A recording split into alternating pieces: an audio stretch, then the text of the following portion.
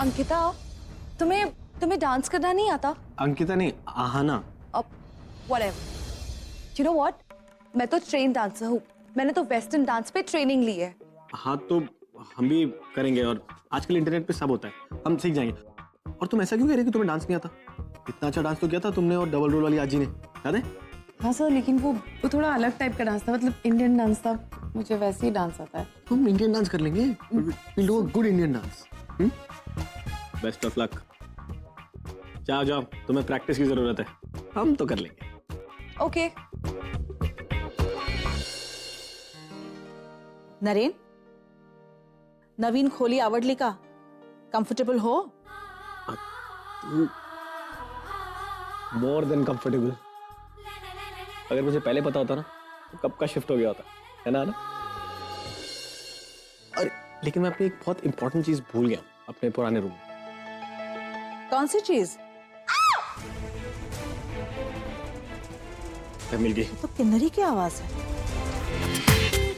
पूरा एपिसोड देखिए ZEE5 पर। तुम्हें चोट तो नहीं लगी? ज्यादा दर्द तो नहीं हो रहा? अब इतनी बड़ी लड़की अपन पर बैठ जाएगी तो चोट तो लगेगी ना बेबी, बट कोई बात नहीं, ठीक हो जाएगी। मुझे यहाँ चोट लगी है और तुम्हें इस प्लान की पड़ी है। किन्नरी, रिलैक्स। रौनक, फर्स्ट एड बॉक्स से ऑइंटमेंट लेकर आना। जी। किन्नरी, जरा आराम केलास ना कि बरं वाटेल तुला। और तू मेरा नरेन, तुम्हारा प्रैक्टिस यहाँ इस कमरे में क्यों है? अपने कमरे में ले जाओ। Come on, be a good boy. नहीं नहीं नहीं। मुझे क्या पता था तुमने ये कैक्टस चाय पे रखा है और ऐसे कोई कैक्टस चाय पे रखता है? तुम, this is my plant, my favourite plant, इसे कैक्टस मत बोलो। और आना, इसको बताओ जितना ही मेरा कमरा है उतना इस प्लांट का भी कमरा है। और तुम बच्चे हो क्या? तुम्हें दिखा नहीं कि इतनी बड़ी चेयर पे इतना स्वीट प्लांट पड़ा हुआ है, इसके ऊपर कैसे बैठ सकती हो? तुम्हें लगी होगी ना खुद ही, और तुमने इतनी चोट लगवा दी इसको। आना, we have to take him to doctor और उनको बताना पड़ेगा अभी हाइट में नहीं बढ़ पाएगा। के बाद पता है क्या हुआ है? एक मिनट।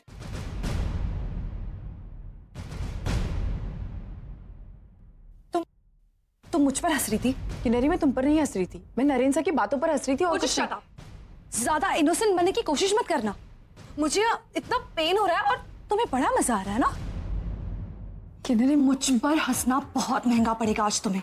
संगीत पे मैं तुम्हें तुम्हारी औकात और तुम्हारी जगह दोनों दिखा दूंगी। चौल की लड़की मुझसे उलझ रही थी ना? Now just wait and watch.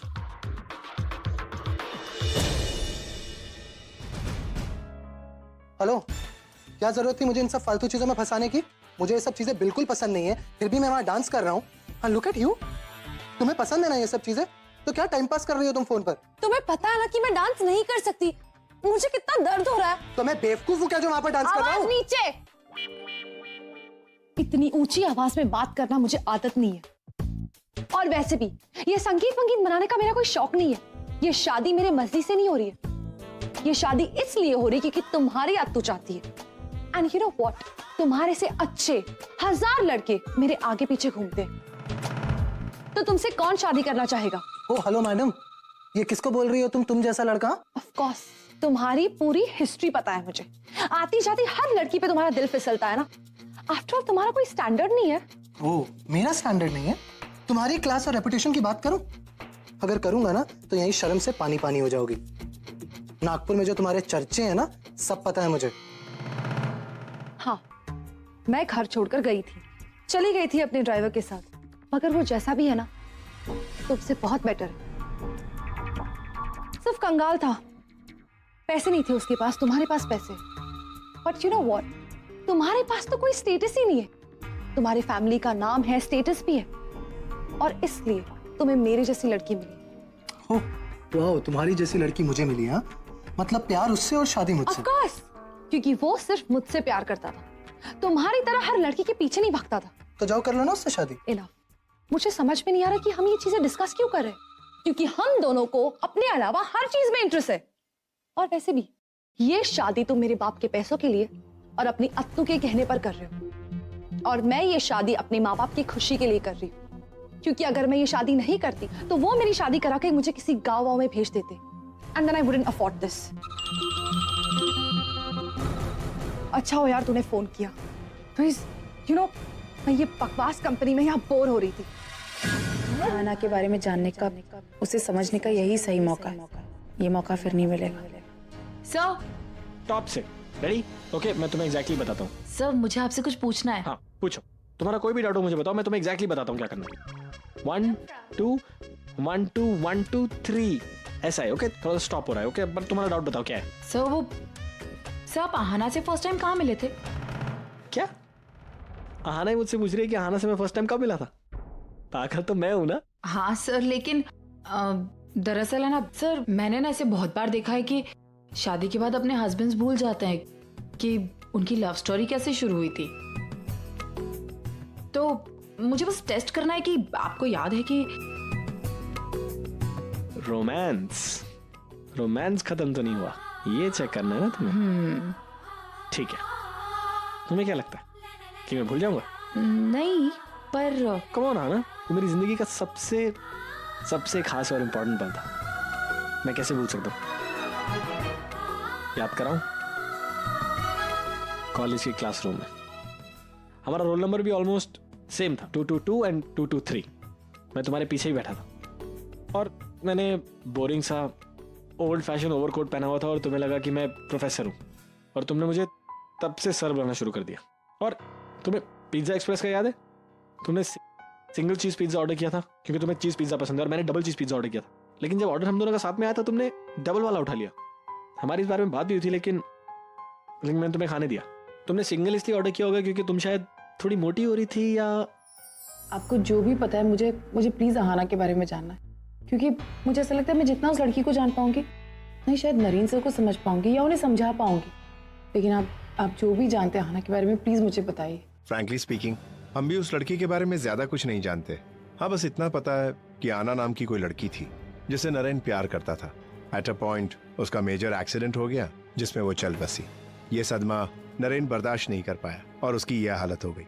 बाकी वो लड़की कहाँ रहती है, उसका घर, खानदान, उसके रिलेटिव्स, हमें कुछ नहीं पता। लेकिन डॉक्टर साहब, क्या आपको लगता है कि नरीन सर को ठीक करने के लिए उस लड़की की यादें काम करेंगी? डेफिनेटली काम कर सकती हैं। मिसेस करमरकर, हमारे लिए ये जानना बहुत जरूरी है कि आना और नरेन के बीच एग्जैक्टली क्या रिलेशन था। ऐसी कौन सी बातें थीं, ऐसी कौन सी यादें थीं जो नरेन को इस स्टेज पर ले आई है। Mrs Karmarkar, I am sure Naren के पास कहने के लिए बहुत कुछ है। उनके दिल में बहुत सारी बातें हैं जो वो खुलकर नहीं कह पा रहे। जिस दिन वो बातें खुलकर सामने आ गई, उनका दिलो दिमाग खुल जाएगा और फिर उनका मेंटल बैलेंस भी स्टेबल हो जाएगा। बस उसके बाद थोड़े दिनों का medication and then I am sure he will be perfectly alright. नजर लग सकती है ना सर? मैंने ऐसे सुना है कि अच्छे लोगों को भी नजर लगती है। ये तुमसे किसने कहा? मेरे दिल ने। तुम्हारा दिल तुमसे बातें करता है? अच्छा आना, तुम्हें क्या लगता है कि मैं पागल हूँ? नहीं सर। तुम्हें नहीं लगता? मुझे लगता है कि तुम पागल हो, क्योंकि सबको तो ये लगता है कि मैं पागल हूँ। सब बोलते हैं ना कि मैं पागल हूँ, तो तुम ही क्यों नहीं बोलती? क्योंकि आप पागल नहीं है। आपके साथ जो हादसा हुआ है उसकी वजह से शायद। हादसा? मेरे साथ कौन सा हादसा हुआ? सर, दुनिया में हर इंसान को किसी ना किसी चीज से डर लगता है।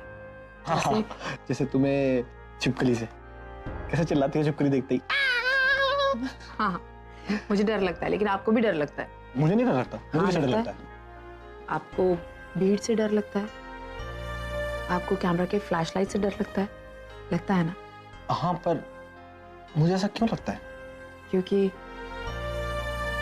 आपको आपकी आहाना से दूर होने का डर है। लेकिन मेरी आना तो मेरे पास ही है, मेरे साथ। फिर मुझे ऐसा डर क्यों लगता है? इसीलिए लोग मुझे पागल बोलते हैं। थैंक्स। थैंक्स किस लिए? तुमने मुझे हैंडसम कहा इसलिए। लेकिन मैंने तो आपको हैंडसम कहा ही नहीं है सर। आप कहोगी ना, इसलिए एडवांस में थैंक यू बोला है। अच्छा, देखो आज आप बहुत हैंडसम हो, सच्ची। थैंक यू नहीं कहूंगा। क्यों? क्योंकि एडवांस में कह चुका हूँ। सर, अब चले, लोग हमारा वेट कर रहे हैं। पूरा एपिसोड देखिए ZEE5 पर।